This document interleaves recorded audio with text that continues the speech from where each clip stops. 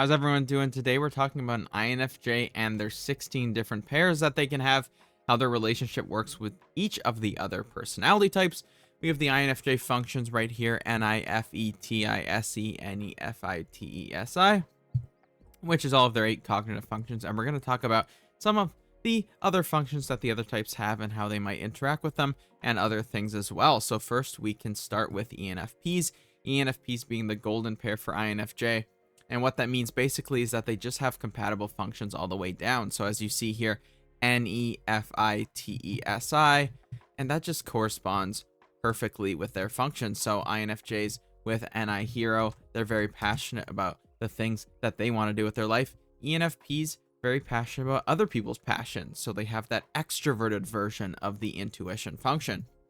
Same thing down here. INFJs responsible with their ethical code, ENFPs responsible with their moral code. And this just goes all the way down. INFJs have a childlike innocence about what is true. ENFPs have a childlike innocence with learning what is true.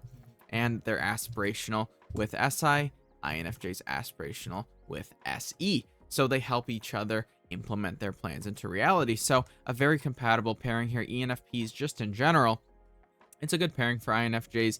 They can get along pretty well. There is some enabling that can go on. These types are very similar, but they're also very different. These types have completely opposite cognitive functions. So while they can seem very similar in some ways, in other ways, they're very different. ENFPs much more extroverted, much more talkative. INFJs much more quiet, direct, shy in social situations. ENFPs also just have completely different dispositions, completely different priorities because they do have 4 completely different functions. And as we go into all of these different types, you'll see some types have same functions, some have completely different ones, different orders. But overall, ENFPs, very similar order with regards to their prioritization in terms of intuition, feeling, thinking, and sensing, but different in terms of extroverted, introverted polarization of these things. So a little bit different, a little bit similar. It's a very compatible pairing because of how compatible they are, both from an introvert, extrovert, blah, blah, blah perspective, but also just from a function all the way down perspective. So very compatible. They get along very well. That's the golden pair. The silver pair is an INFP. So while they do have compatible cognitive functions, they're in slightly different orders. So whereas an ENFP values the same things, like as we go through here, an ENFP valuing other people's choices and INFJ valuing their own choices, ENFP valuing other people's kindness and INFJ valuing their kindness in the same kind of order of prioritization. INFPs are slightly different. INFPs have FI as their hero, and they have NE as their parent. So, for example, I mean, this goes all the way down, of course, all 8 of the functions, but we'll just do these for now. So you see a little bit of incompatibility here of INFPs prioritize their feelings more than INFJs prioritize other people's feelings. So an INFP sees their feelings as the most important. INFJs see people's feelings as the second important priority to them. They still prioritize their introverted path, just like INFPs prioritize their first introverted function because they're both introverts. So they both prioritize their introverted functions more than their extroverted ones. So it creates a little bit of incompatibility because there's some problems here. INFJs are going to have a slightly different perspective. They're more hopeful about their future plans. INFPs a little bit more responsible and pessimistic with that parent function. So these types, while being pretty compatible, have a little bit of incompatibility with their order of prioritization, but these types get along pretty well. They often think they're the same personality type. They're both introverted. They're both feeling types. They're both NFs. They're both idealists. They're both INFs, right? So introverted, intuitive, feeling types. Both of these types focus on having an abstract perspective to things, developing their own moral and ethical codes. They both, don't prioritize superficial judgments as much. They're both focused on social situations, social connections as a priority. So they have a lot of things in common and they can get along really well. While ENFP, INFJ has a lot of just inherent compatibility and they get along really well. INFP, INFJ, they can have a mutual understanding of each other, a mutual respect for each other because they have a lot of similarities, even though they can be quite different. And then we have the bronze pair, which is also a very compatible one. It has the same opposing functions, but in a different order. ESTJs have TESI, NEFI. And what this means here is that ESTJs, they lead with a thinking function. They lead with that prioritization on learning and understanding and honesty. And so they prioritize kind of that social kindness, that social conflict avoidance just a little bit less, they're still affiliative types. They have that higher SI as well, meaning that they do value, their superficial judgments. They do value their sensory experience a little bit more. They value that and they care, and they're going to give constant feedback on that, which can be a little bit of a clash. But they do have that, SI development, a little bit more responsible with their habits, a little bit more responsible with the things they need to do. And so an INFJ can then mirror that kind of behavior and bring out their lower functions. So an ESTJ INFJ relationship looks a little bit different, as you'll see here. See if I can get this going. We have TE as an ESTJ's first function, SI, NE, and then FI at the bottom. So as you can see, a little bit of a difference in their feeling prioritization and a little bit of difference in their thinking and intuition and sensing, 2 slots apart for all of them, but similar pessimism and optimism, and there can be a lot of similarities. ESTJs are going to bring out the thinking of an INFJ. They're also going to bring out that aspirational function a little more. You have slightly different optimisms there. ESTJs maybe bringing out the SE a little bit more, bringing out the TI a little bit more with their development, but a little bit incompatible with their general perspectives. This relationship's often for fun because they get to express their third and fourth functions a little bit more than they generally do, which can be a joyous experience for them. But for long-term sustainability, it can be a little bit more difficult than theoretically the first 2 relationships, because there's just a little bit different prioritization with all of their functions, so that can cause some conflict. And then an ISTJ relationship is that super ego pair. It's a challenge pair, meaning they have the complete opposite functions in complete opposite order. So this can be challenging as they try to get along because they prioritize the complete opposite things. While there's some base level of compatibility with their functions, they do have a completely different prioritization. ISTJs prioritizing tradition, whereas INFJs prioritize what is new with their intuition. ISTJs prioritizing efficiency, whereas INFJs prioritize empathy. ISTJs then prioritizing their feelings, whereas INFJs, I feel like I might have messed that up, but INFJs prioritize other people's feelings. So as you go down the list, there's a bit of a challenge as they have challenging perspectives, differing perspectives to each other.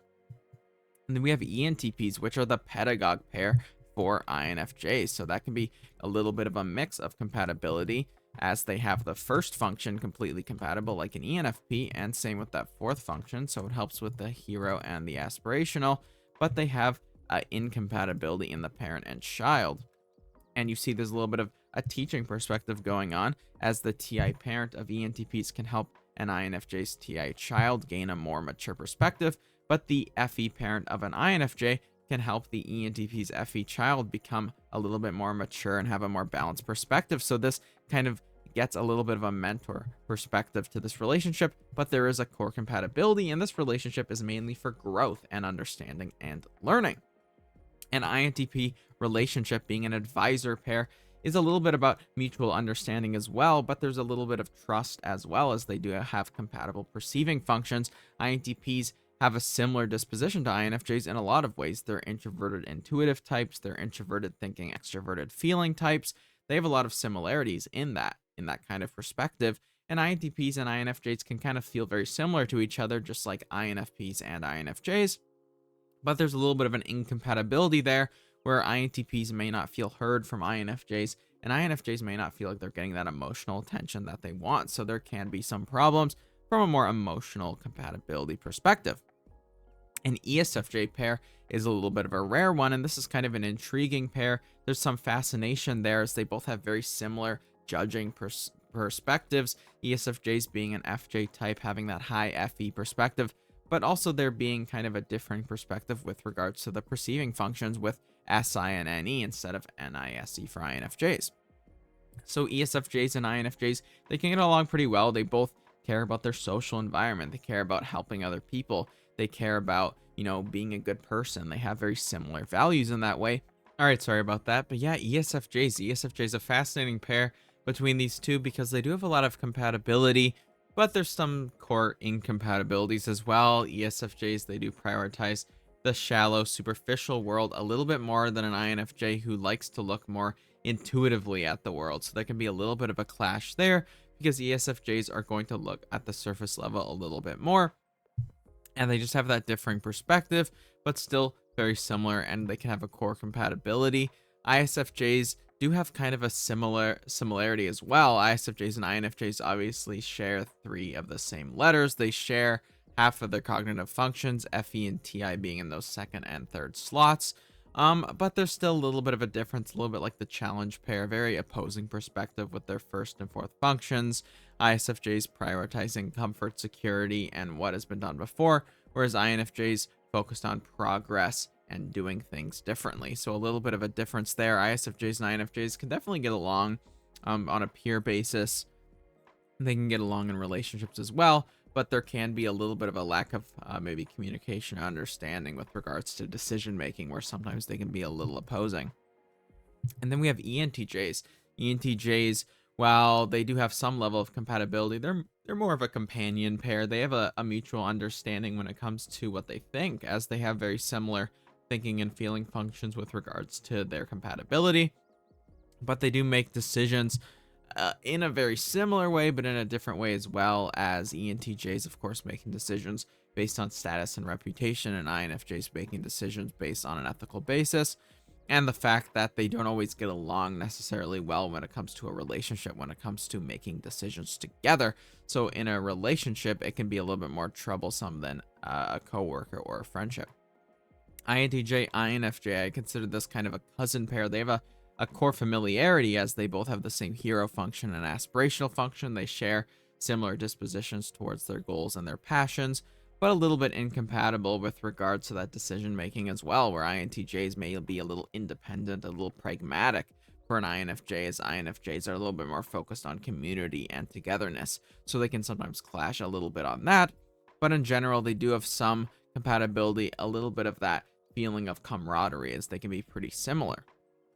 ESFPs, they have kind of a cohort pair. They have a good friendship pair, I would say, to have that make sense, because they do have compatible feeling and thinking functions. They communicate their feelings, their thinking well, but from a relationship standpoint, from a decision-making standpoint, in an intimate relationship, they have completely opposite functions. So not necessarily good in an intimate relationship as much as a friendship. So I think INFJs and ESFPs can get along well in a friendship. ESFPs can be really in your face, and INFJs have really low SI, so they might not always want to pay attention.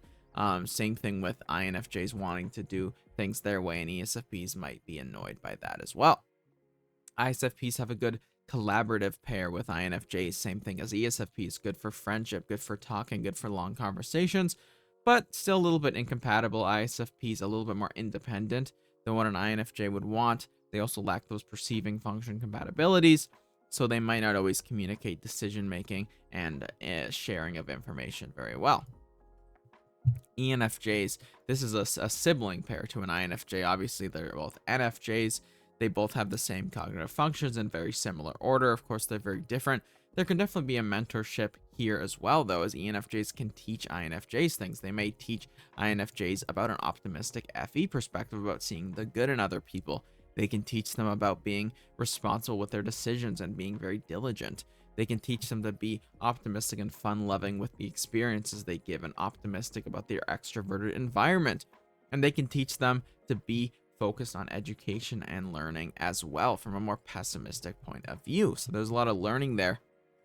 For INFJ, INFJ pairings, this is the identity pair. They're obviously the same personality type. There can be a bit of self-discovery here, though. You can kind of learn what somebody who has your personality type would be like in a different environment. You can learn about yourself if you had a different partner, a different environment, a different job, and kind of see yourself from different perspectives. And you can actually gain some level of self-discovery, discovery of versions of yourself that may be older, versions of yourself that may be younger, and really try and understand your own personality type through your own personality type. And then we have the dualist pair, which I think is spelled incorrectly, but ESTPs and INFJs, there can be a little bit of competition between these pairs, because they have kind of these dueling cognitive functions, as I'll put right here. INFJs trying to aspire with SE, ESTPs have SE as their first function. So there can be a little bit of competition over SE. Same with FE competition and TI competition and NI competition. So competing to do things their way, competing to give the experiences they want to give and have other people enjoy them, competing to be the one who's kind and the one who is smart and listened to. So there can definitely be competition with regards to those functions there. These types usually don't get along too well in terms of a relationship, just because there's going to be a lot of infighting, a lot of competition there, and it can make a relationship difficult. Same thing with kind of ISTPs. There can be a bit of conflict between these types and disagreement, as they have very similar functions. Well, the same functions, just in a different order, but a similar order. And they can actually be very similar. They're both introverted, they're both direct. ISTPs a little bit more independent, a little bit more focused on what works as opposed to working with other people, whereas INFJs are a bit more theoretical, a bit more focused on other people. So ESTPs, ISTPs can be difficult in terms of a conversation, in terms of an intimate relationship, as they can kind of find differing perspectives challenging in order to communicate. And that can cause a lot of arguments, a lot of disagreements, a lot of competition. NFJ types a little bit more similar, a little more compatible, but same exact thing. There can be disagreements, as they have the same functions, but different perspectives, potentially different principles, different values. And so they see this as, they may see the other one as having inferior perceptions, inferior judgments of things. But overall, as you can see, this first category, very good for both friendship and romantic relationships. This second category, better for romantic relationships. This category, better for friendship compatibility. And this category, you can learn a lot from them, as they have similar perspectives to you, but it can be difficult to form very intimate bonds because of the disagreement, the competition, and the fighting that can go on. So hope this explains the base level kind of relationships that an INFJ has with the other 16 types. If you want to see this kind of format for any other personality types or any further explanations, let me know in the comments down below. And please like and subscribe, as it helps the channel. And I hope you all have a great day.